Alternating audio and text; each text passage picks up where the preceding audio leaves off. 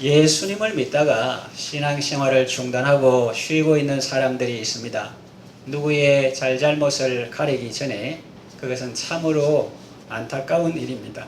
예수님 당시에도 처음에는 많은 사람들이 예수님께 몰려왔지만은 나중에 예수님 말씀을 듣고 실망하고 떠난 사람들도 있었습니다. 여러분은 예수님을 믿되 끝까지 잘 믿으시기 바랍니다. 그러기 위해서 우리는 어떻게 해야 할까요? 본문을 통해서 하나님께서 우리에게 지혜를 주십니다. 첫째로 자신을 점검해야 합니다. 우리는 2주 전 이 시간에 오병이어의 표적을 살펴보았습니다. 보리떡 5개와 물고기 2마리로 남자 장정만 5,000명, 그러니까 여자와 아이들, 노인들까지 합하면 약 2만 명의 사람들을 배불리 먹이신 사건이죠. 당시의 빅 뉴스였습니다. 탑 뉴스였습니다. 오늘날도 만일 그런 일이 일어난다면 마찬가지일 것입니다. 세계 각국의 언론들이 특종으로 보도하겠죠. 예수님은 정말 놀라우신 분이십니다. 사람들은 생각했습니다. 예수님이 이런 분이라면 우리의 임금이 되어주시면 좋겠다. 아니, 좋겠다가 아니고 억지로라도 붙들어서 임금으로 삼아야 되겠다. 그런 생각을 했습니다.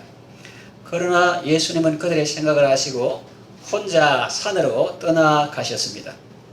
예수님의 인기는 식을 줄 몰랐습니다. 날이 새자마자 사람들은 예수님을 찾아 나섰습니다. 자기들 동네에 없으니까, 물론 그 밤에 예수님께서는 걸어서 이제 제자리인데 갔다가 맞은편으로 갔죠.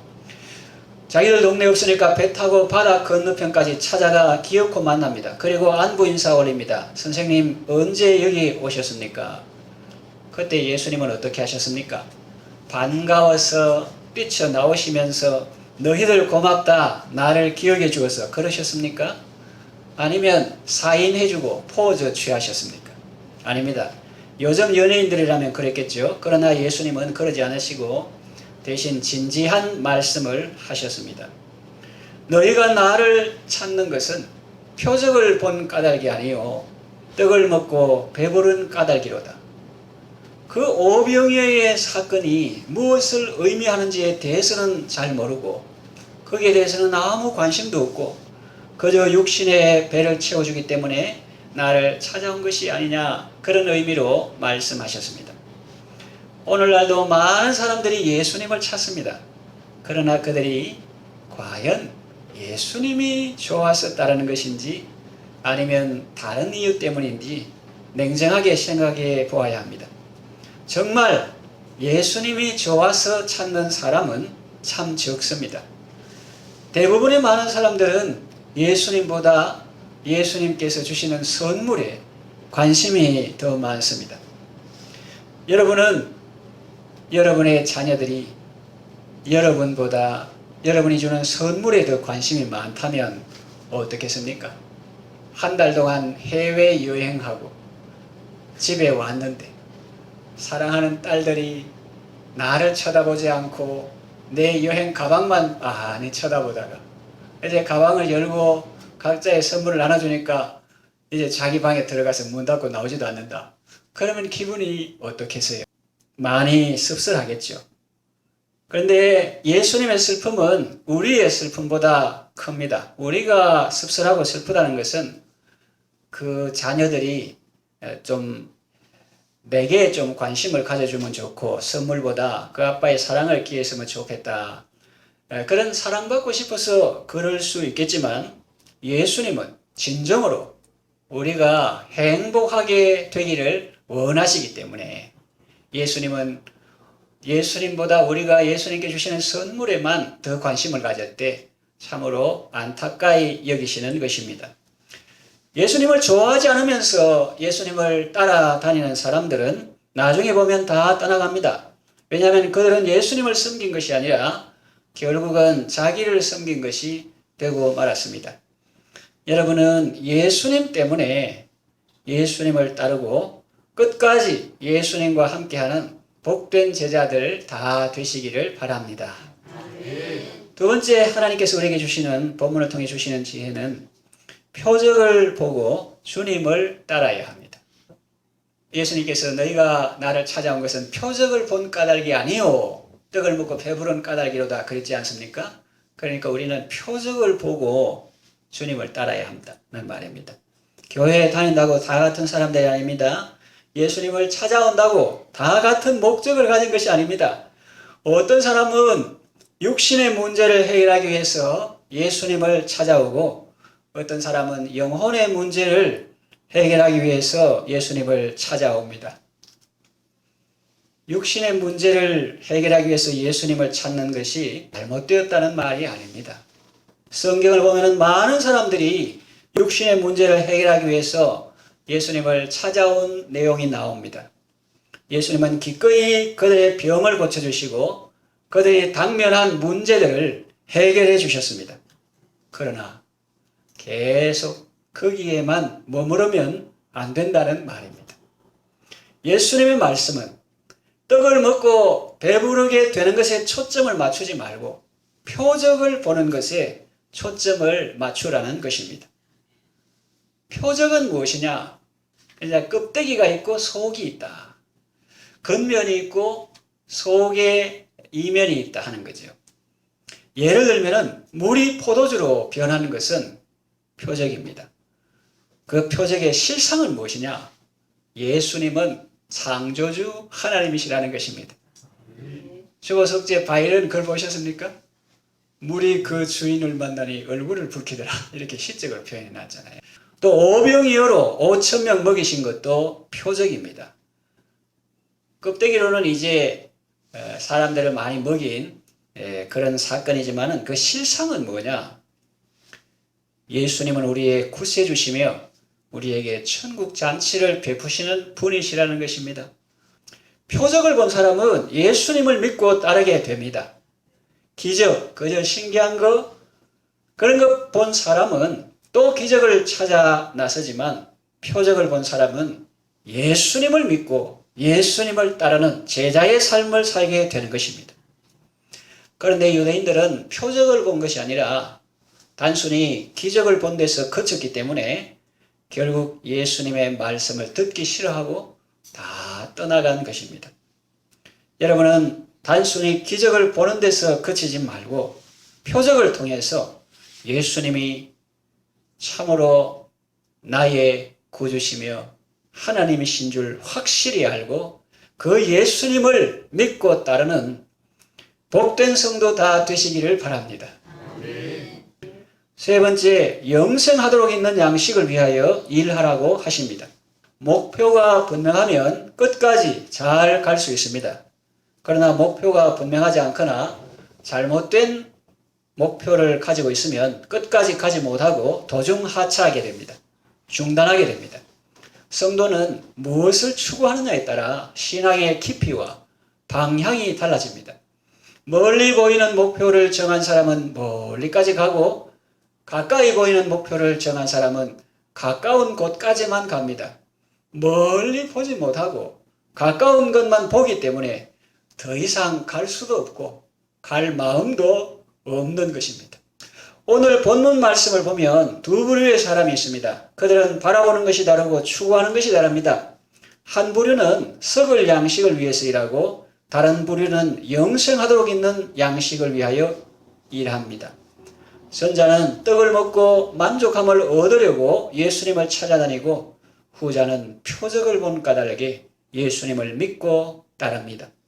전자에 속한 사람들은 끝까지 주님과 함께하지 못했습니다. 많은 사람들이 떠나갔습니다. 정말 많은 사람이 떠나갔습니다. 66절에 보니까 그때부터 그의 제자 중에서 많은 사람이 떠나가고 다시 그와 함께 다니지 아니하더라 그랬습니다. 익히 아는 복음성과 가사와 같아요. 많은 사람들 참된 진리를 모른 채 주님 곁을 떠나갔습니다.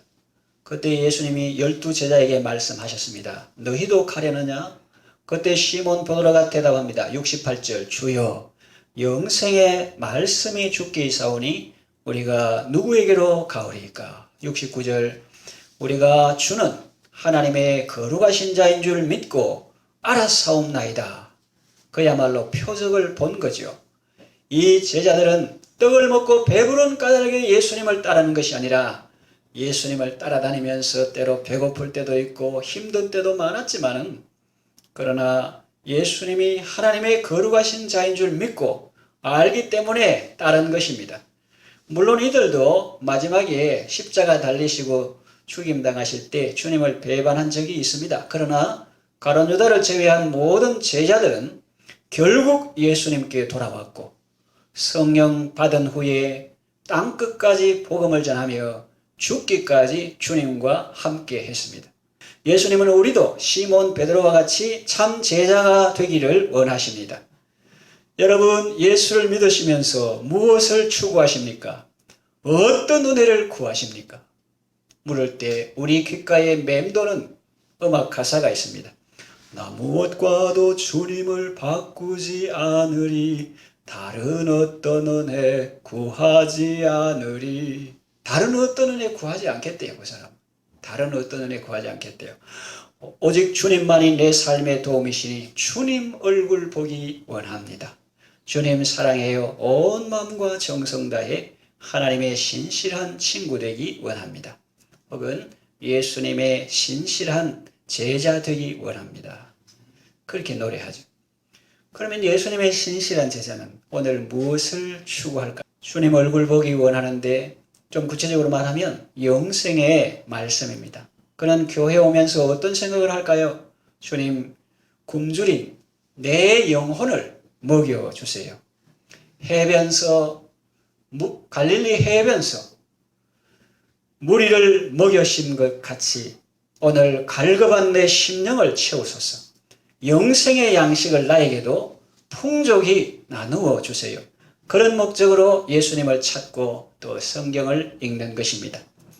내 주여 진리의 말씀으로 사슬에 얽매인 날 푸시사 마음의 평화를 누리도록 영원한 생명을 주옵소서. 성령을 내 마음에 보내셔서 내 어두운 영의 눈 밝히시사 말씀에 감추인 참 진리를 깨달아 알도록 하옵소서. 그런 심령으로 예배에 나오는 것입니다.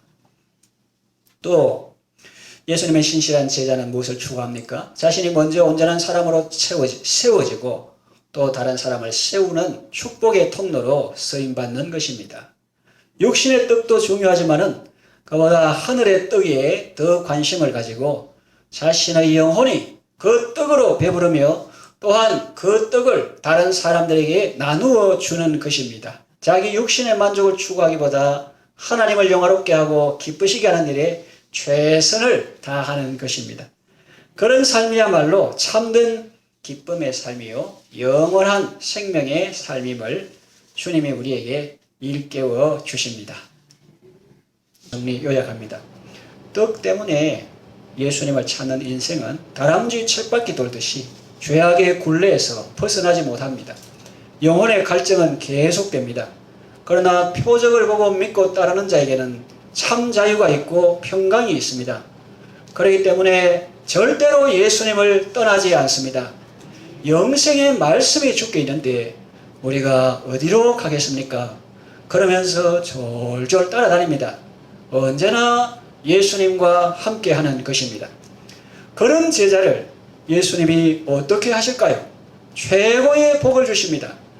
금생의 100배의 복을 받고 내세의 영생을 얻습니다. 천국에서 해와 같이 빛나게 됩니다. 보리떡 때문에 생명의 떡을 놓치면 그보다 어리석은 일이 없습니다. 보리떡은 오래 두면 썩고 냄새나지만은 예수님은 신선한 빵과 같이 언제나 우리에게 생명을 주십니다. 예수님은 우리를 살리기 위해서 하늘에서 내려오신 산떡이십니다. 늘 예수님을 먹고 예수님과 함께 하십시오. 말씀을 먹고 말씀대로 순종하며 말씀 안에 거하십시오. 예수님과 늘 함께함으로 건강하고 아름답고 복된 삶을 살아가시기를 바랍니다.